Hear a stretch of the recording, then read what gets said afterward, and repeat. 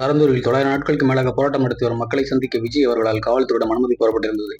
இந்நிலையில் காவல்துறை அதற்கு இன்று அனுமதி வழங்கியுள்ளது. இதனைத் தொடர்ந்து விஜய் அவர்கள் வரும் 20ஆம் தேதி பரந்தூர் செல்ல உள்ளதாக கூறப்படுகிறது.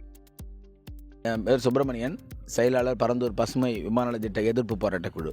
பல்வேறு மாநில அரசினுடைய கவனத்தை இந்த திட்டத்தை கைவிடுங்க அப்படிங்கிறத வலியுறுத்தி பல்வேறு போராட்டங்கள், போராட்டம்னா தமிழகத்தில் எந்தெந்த போராட்ட வடிவங்கள் இருக்கோ அத்தனை வடிவங்களில் செஞ்சிட்டோம்.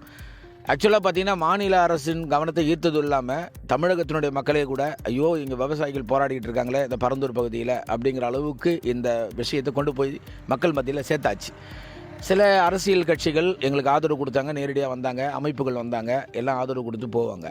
ஆனால் அதனுடைய தொடர்ச்சியாக ஆதரவு கொடுத்து எங்களுடைய களத்துக்கு வந்திருந்தாலும் கூட இப்போ ஒரு உத்வேகம் என்னென்னா, தமிழக வெற்றி கழகத்தினுடைய தலைவர் மரியாதைக்குரிய நம்மளுடைய தளபதி அவர்கள் இங்கே வந்து பரந்தூர் பசுமை விமான திட்டத்தினுடைய போராட்ட குழுவினரை சந்திக்க நான் உத்தேசித்திருக்கேன்னு அவர் அறிவித்த அந்த டயத்திலிருந்து எல்லாமே செய்தி தமிழகம் ஃபுல்லாக காட்டு தீயாக பரவி, அப்போது இந்த திட்டத்துக்கு அவர் மக்கள் மத்தியில் நின்று இந்த திட்டத்தை எதுக்கிறதுக்கு அவரும் ஆதரவுக்கார நீட்டுறார் அப்படின்னும் போது அது நிச்சயமாக ஒரு திருப்பு முனையை உருவாக்குது. என்ன திருப்பு முனைனா, மாநில அரசு நிச்சயமாக பயப்படும்.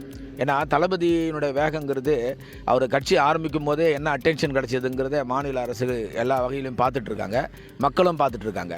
மக்கள் நேசனா நான் விவசாயிகள் நலனை பேணுறதுக்காக இந்த போராட்ட களத்துக்கு நான் வரப்போகிறேன்னு அவர் வரும்போது மக்களும் நாங்கள் ரொம்ப அவளோடு இருக்கோம். இந்த திடலெல்லாம் சரி பண்ணிவிட்டு அவர் வரக்கூடிய திங்கட்கிழமை அவளோடு எதிர்பார்த்துட்ருக்கோம். அவர் நிச்சயமாக வருவார், மக்கள் மத்தியில் உரையாற்றுவார், போராட்ட களத்துக்கு போராட்ட நிர்வாகிகளுக்கு குழுவுக்கு ஆதரவு தெரிவிப்பார்.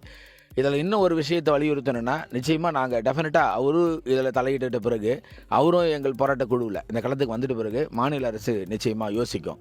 ஆக இது இனிமேல் இந்த திட்டத்தை நம்ம கைவிடுற வழியை தவிர வேறு வழி இல்லை. ஏன்னா அவர் இன்னும் கட்சி ஆரம்பிச்சிட்டாருன்னா இங்கே ஆதரவு தெரிஞ்சதுக்கப்புறம் இன்னும் பலமாக மோதுவாங்க, இன்னும் பலமான போராட்டங்களை அறிவிப்பாங்க. எங்களுக்கு ஆதரவு அவர் தராருன்னும் போது இன்னும் வேகம் எடுக்கும் இந்த போராட்ட களம்.